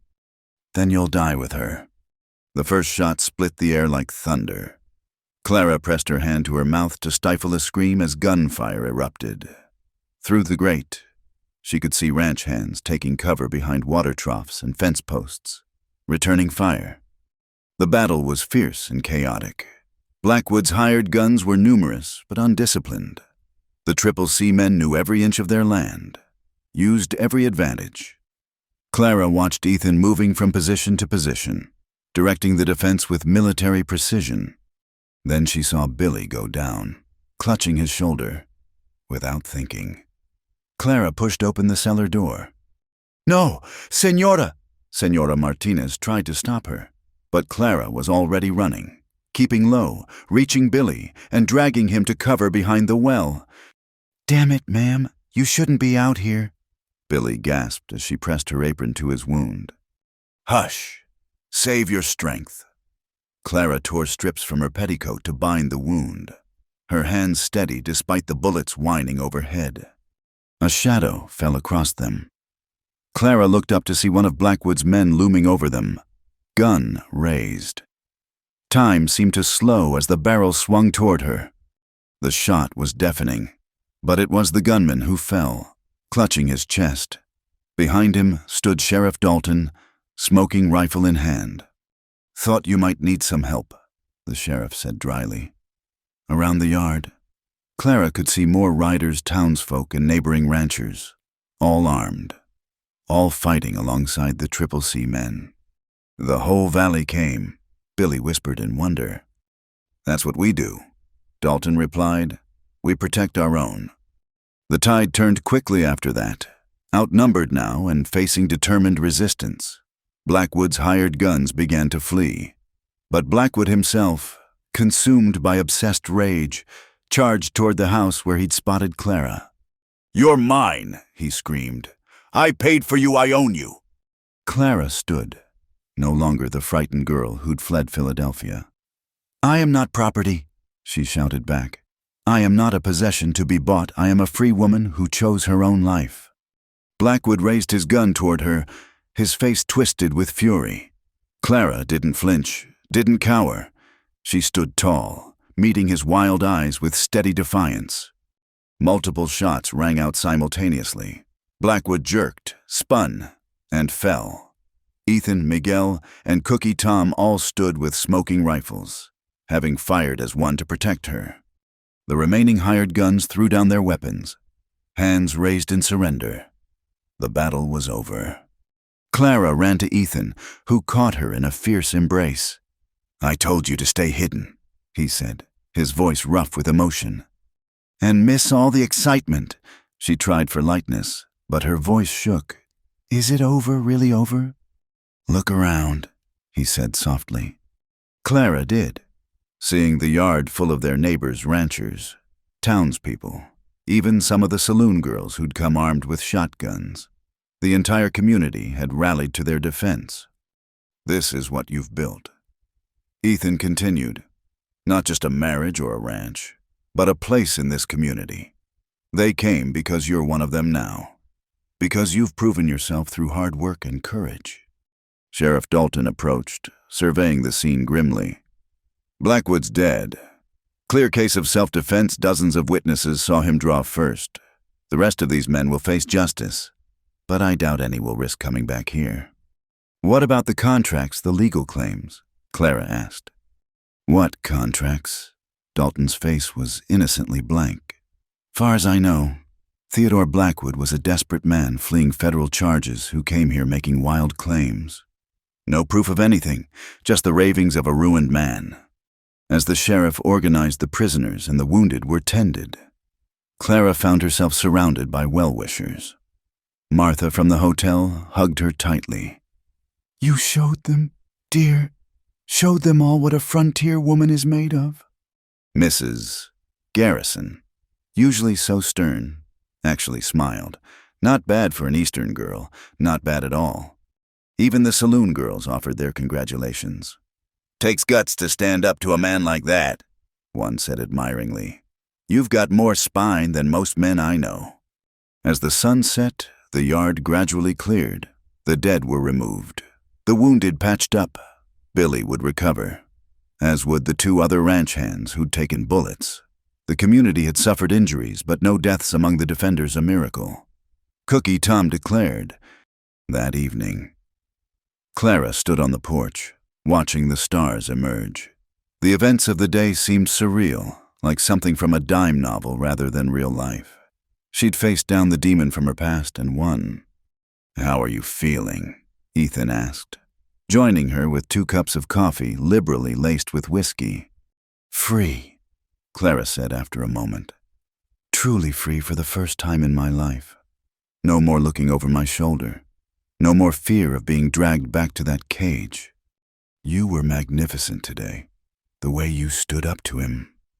Ethan shook his head. "I've seen hardened soldiers with less courage." "I wasn't brave. I was angry." Clara sipped her coffee, feeling the whiskey burn. "All my life, men like Blackwood have treated women like possessions. Today, I got to tell one of them exactly what I thought of that. And the whole valley heard you." Ethan pulled her close. "You know what this means, don't you? You're not just my wife anymore. You're a legend, the Eastern lady who faced down her would-be owner and won. They'll be telling this story for generations. I just want to be Clara Caldwell. Rancher's wife, nothing more, nothing less." Too late for that, but his voice was warm with pride. "You're Clara Caldwell, frontier woman, defender of justice, protector of the weak, piano player and barn saver and maker of excellent biscuits." She laughed, some of the day's tension finally easing. "You forgot something." "What's that?" Clara took his hand, placed it on her still flat stomach. "Mother of your child." Ethan went absolutely still. "Clara, are we? Hey." "Senora Martinez confirmed it last week. I was waiting for the right moment to tell you. But somehow we keep having adventures instead of quiet moments." He dropped to his knees, pressing his face against her stomach with a reverence that made her eyes sting. "A baby. Our baby. Are you happy?" He looked up at her with tears streaming down his face. "Happy, Clara. You've given me everything. Love, purpose, family, and now a future. A legacy. How could I be anything but deliriously happy?" He stood, kissing her deeply, and Clara felt the last of her fears dissolve. They'd weathered the storm, faced down the past, and emerged stronger later that night. As they lay entwined in their bed, Ethan traced gentle patterns on her stomach. Boy or girl, what do you think? I don't care, as long as they're healthy and free, born free to make their own choices. They will be. I swear it. His voice turned fierce. Our children will never know the kind of cage you escaped. They'll grow up under wide skies with endless possibilities.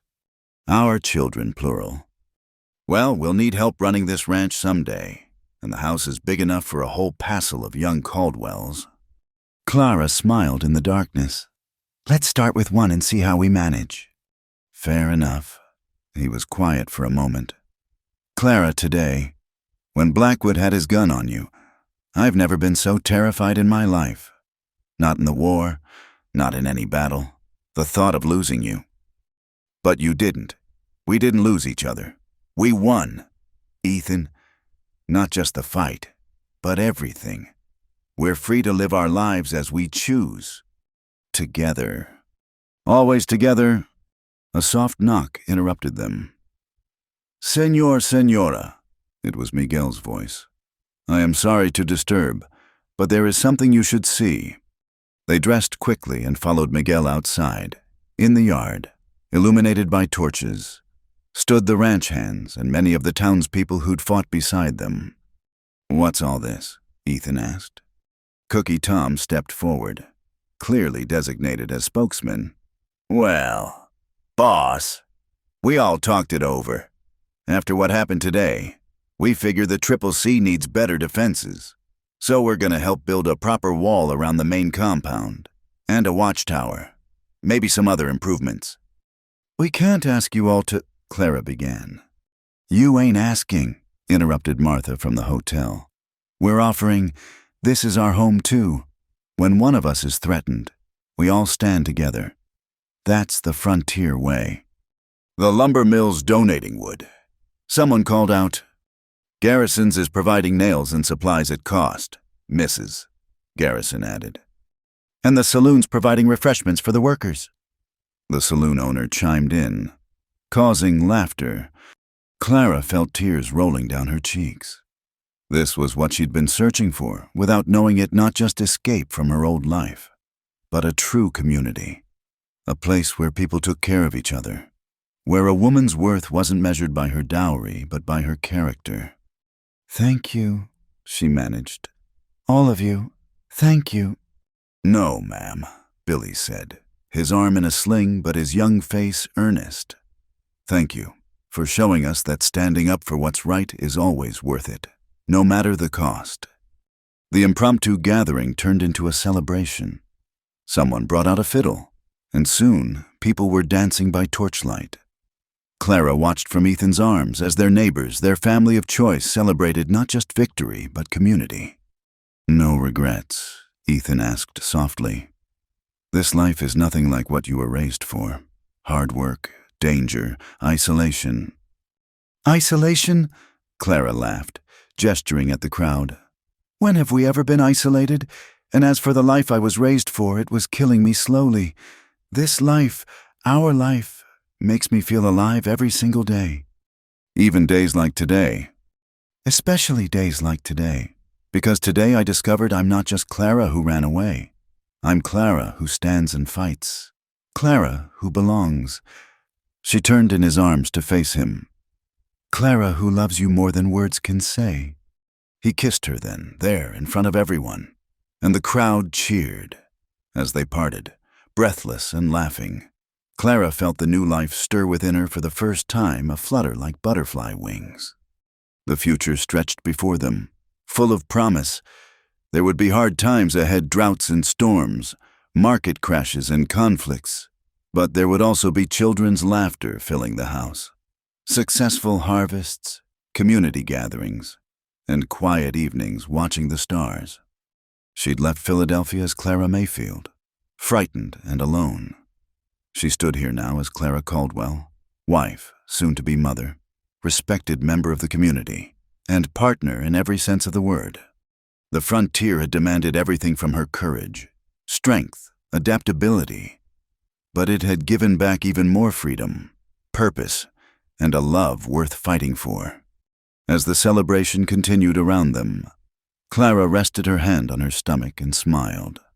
Their child would be born into this wild, beautiful world where character mattered more than breeding, where women could be partners instead of property, where the horizon stretched endlessly with possibility. She'd found her home not in a place, but in a person, not in comfort, but in challenge, not in safety, but in the freedom to choose her own destiny. And as Ethan spun her into the dancing crowd, Clara Caldwell knew with bone-deep certainty that every difficult step of the journey had been worth it to arrive at this moment alive, loved, and finally, truly free. Spring arrived with a vengeance that year, painting the desert in impossible colors. Wildflowers carpeted the valley in purple and gold, and the rebuilt Triple C Ranch stood proud against the backdrop of snow-capped mountains. Clara stood on the porch, one hand resting on her swollen belly, watching as Ethan supervised the final touches on the new defensive wall. 6 months had passed since the battle with Blackwood. 6 months of peace, growth, and anticipation. The community had kept its word, helping to fortify the ranch while also embracing Clara fully as one of their own. "You should be resting," Senora Martinez chided, bringing her a glass of cool lemonade. "I've been resting all week," Clara protested.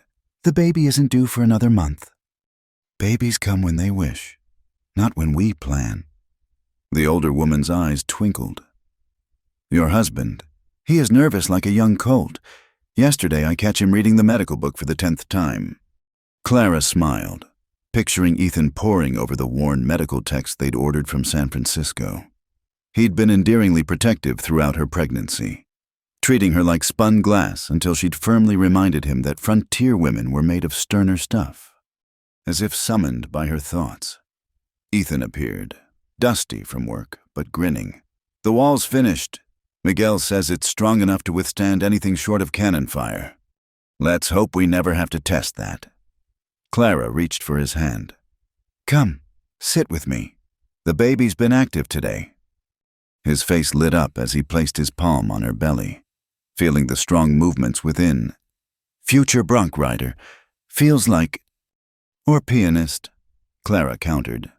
"Those could be scales being practiced." They sat in comfortable silence, watching the sun begin its descent. The ranch had prospered despite, or perhaps because of the trials they'd faced. Their cattle were thriving, contracts were secure, and the house rang with hope for the future. "I've been thinking," Clara said eventually, "about names." "Oh, if it's a boy, I'd like to call him Samuel, after your brother."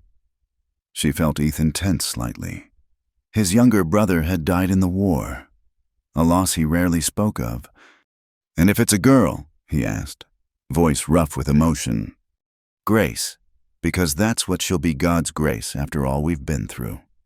Ethan pulled her close, pressing a kiss to her temple. "Perfect. Both are perfect."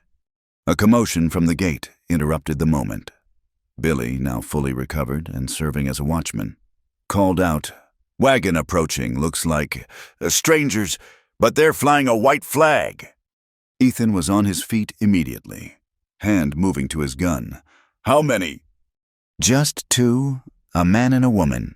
They look like Eastern folks." "Boss."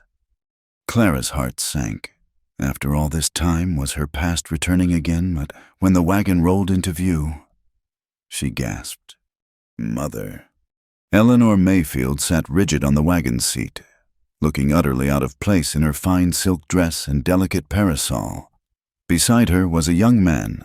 Clara didn't recognize a lawyer. By his appearance, "Stay here," Ethan ordered, but Clara was already moving, curiosity overcoming caution. Her mother descended from the wagon with her usual grace, though Clara noticed the lines around her eyes, the slight tremor in her hands.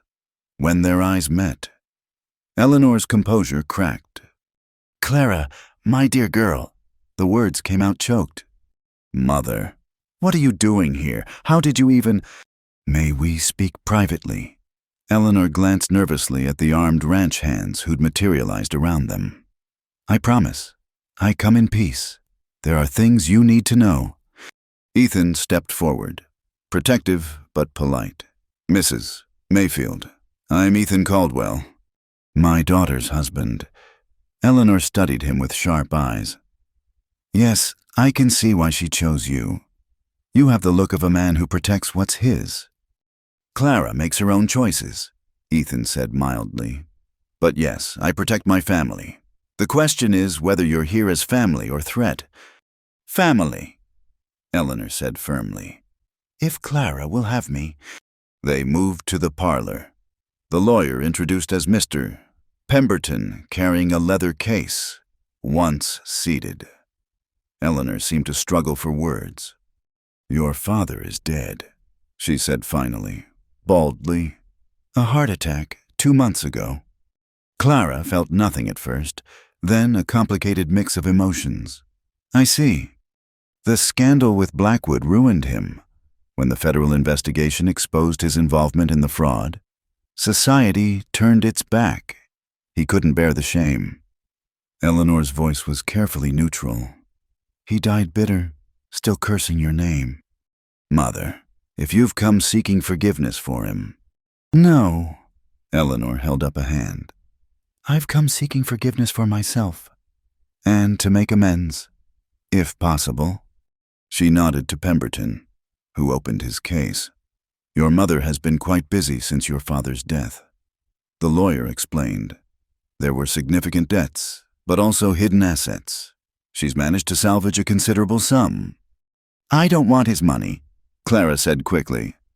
It's not his, it's mine. Eleanor lifted her chin.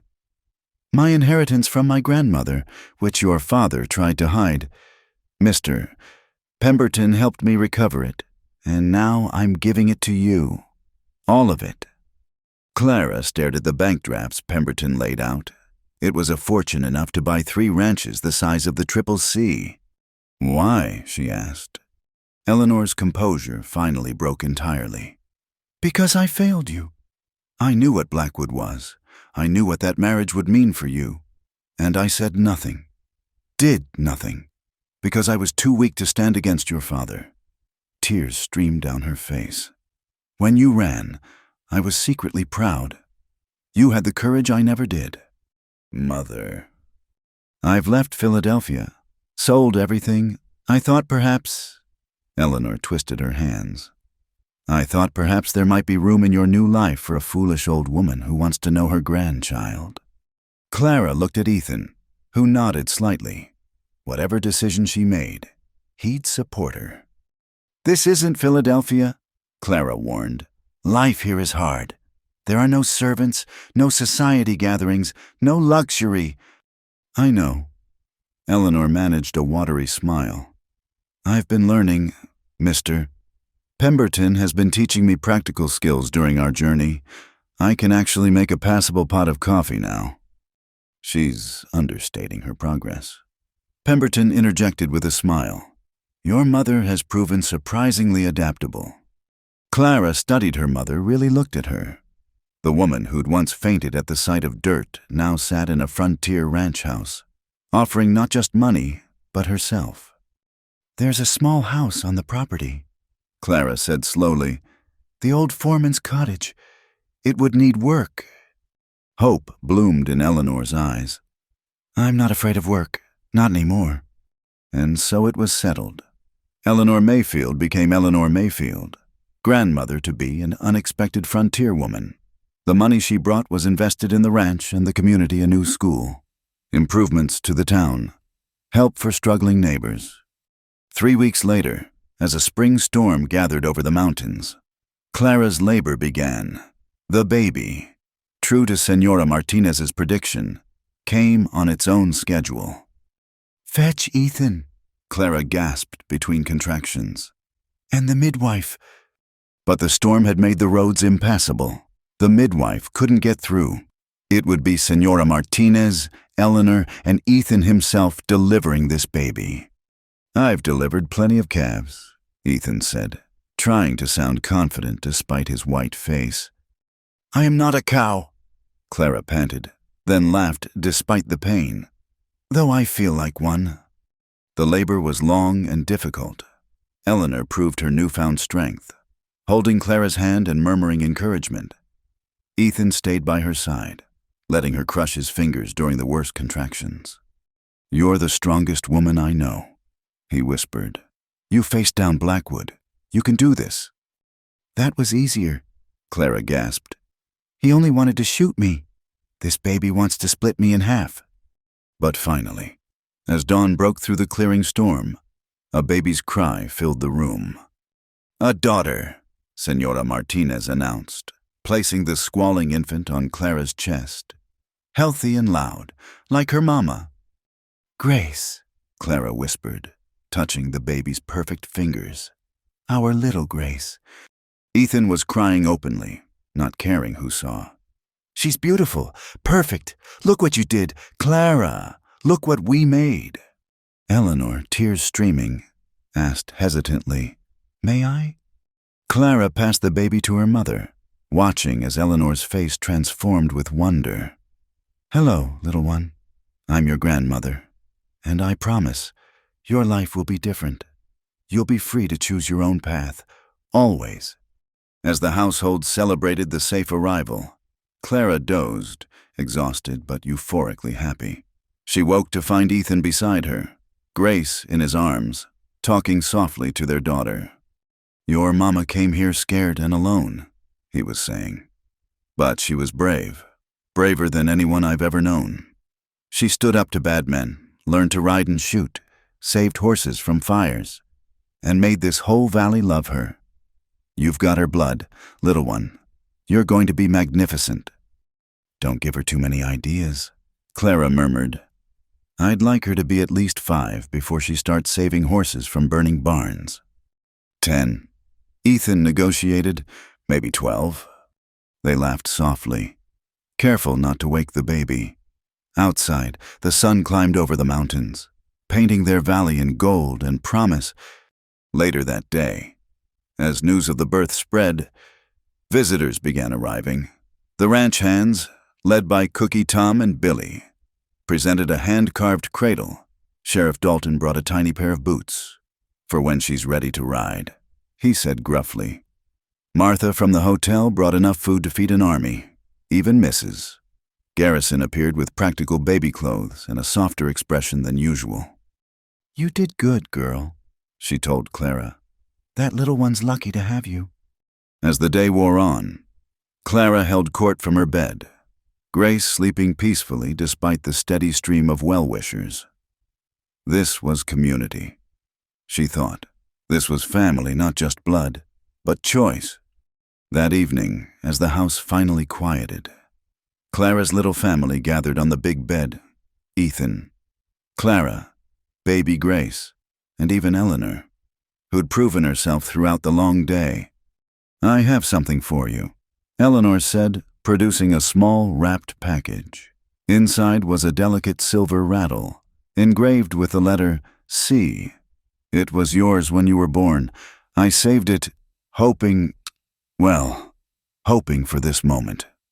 "Thank you, Mother." Clara squeezed her hand. "For everything. For coming here. For staying. For being brave enough to change." "You taught me that." Eleanor replied, "You taught me that it's never too late to choose a different path." As night fell over the Triple C Ranch, Clara looked around at her family. Her husband, strong and devoted. Her daughter, perfect and full of possibility. Her mother, redeemed and determined to do better. Through the window, she could see the lights of the bunkhouse where the hands were no doubt toasting Grace's arrival. And beyond that, the vast expanse of land that had become home. She thought of the terrified girl who'd stepped off the train in Dusty Creek less than a year ago, running from a life that would have crushed her spirit. That girl could never have imagined this moment, this fullness, this joy, this sense of absolute rightness. "What are you thinking?" Ethan asked softly. "That I'm glad I ran." Clara answered, Glad I was brave enough to choose the unknown over the unbearable. Glad you were there to catch me when I was falling. I'll always catch you. He promised.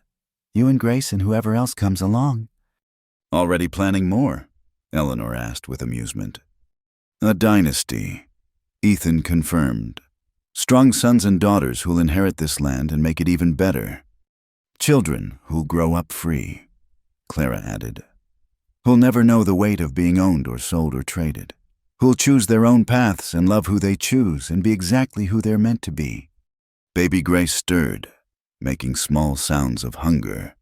As Clara settled her daughter to nurse, she felt the circle complete. Past and present merged into future. Pain transformed into purpose. Fear replaced by love so fierce it took her breath away. I love you, she told Ethan. Thank you for seeing me when I couldn't see myself, for giving me room to grow and wings to fly. You gave yourself wings, he corrected. I just tried to keep up. Eleanor rose quietly. I'll leave you three to rest. Thank you, Clara, for forgiveness, for this chance. After she left, Ethan, Clara, and Grace lay together in the big bed, watching stars appear through the window. Somewhere in the distance, a coyote called to its mate. The ranch settled into peaceful night sounds, horses shifting in their stalls, the windmill creaking gently, the new life of spring chirping and rustling. Tell me a story, Clara murmured, drowsy with contentment. About our future. Once upon a time, Ethan began, his voice low and warm. There was a brave woman who chose her own destiny. She married a broken soldier and healed him with her love. They built a life on the frontier, raised a passel of wild, free children, and lived to see their grandchildren race horses across these very fields.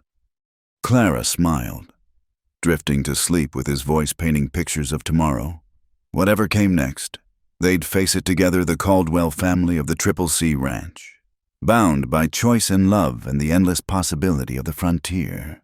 In her dreams, she saw Grace grown tall and strong, saw sons and daughters yet to come, saw the ranch prospering and the community thriving. But most of all, she saw herself not as Clara Mayfield, the frightened runaway, but as Clara Caldwell, frontier woman, mother, wife, and living proof that sometimes the greatest courage is simply choosing to be free. The story that began with a desperate flight west had become a testament to the power of choice, the strength of community, and the transformative nature of love. And as the stars wheeled overhead and her daughter nursed contentedly, Clara knew that every hard mile, every challenge faced, every tear she'd had been worth it to arrive at this moment of perfect, chosen joy. The frontier had made her. Love had saved her. And now, surrounded by family and the home they'd built together, Clara Caldwell was exactly where and who she was meant to be. Thank you so much for listening to this Wild West love story. I hope Clara's journey touched your heart as much as it touched mine. I'd love to know where you're listening from. Please share in the comments below so we can connect and discuss what you thought of the story. If you enjoyed this tale, please subscribe to Wild West Night for more frontier romances and historical adventures. Don't forget to like this video and hit the hype button to help more listeners discover these stories of love, courage, and freedom in the American West. Until next time, keep riding toward your own horizons.